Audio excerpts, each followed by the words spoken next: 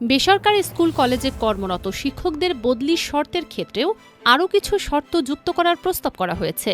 আসন্ন ঈদ উল ফিতরের পর বিষয়গুলো নিয়ে আলোচনায় বসবে শিক্ষা মন্ত্রণালয় এবং মাধ্যমিক ও উচ্চশিক্ষা অধিদপ্তর মাউসি। সোমবার শিক্ষা মন্ত্রণালয়ের বদলির সফটওয়্যার নিয়ে আয়োজিত সভায় এমন প্রস্তাব করা হয়।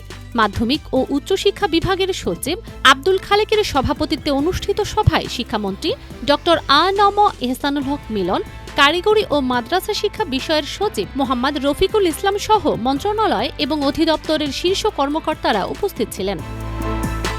নাম অপ্রকাশিত রাখার শর্তে সভায় উপস্থিত এক কর্মকর্তা দ্য ডেইলি ক্যাম্পাসকে বলেন, বদলির ক্ষেত্রে বর্তমান নীতিমালায় ৩টি শর্তকে প্রাধান্য দেয়া হচ্ছে: নারী, দূরত্ব এবং জ্যেষ্ঠতা। এর সঙ্গে সুবিধাজনক আরও কোনো শর্ত যুক্ত করা যায় কিনা সেটি ভেবে দেখার প্রস্তাব এসেছে। ঈদের পর আমরা বিষয়গুলো নিয়ে আলোচনা করে সিদ্ধান্ত নেব। এদিকে শিক্ষকদের বদলির জন্য তৈরিকৃত সফটওয়্যার নিয়ে সন্তোষ প্রকাশ করেছেন শিক্ষামন্ত্রী ড.আ.ন.ম এহসানুল হক মিলন। আসন্ন ঈদ উল ফিতরের পর বদলির জন্য মাঠ পর্যায় থেকে তথ্য সংগ্রহ করা হবে বলে জানা গেছে।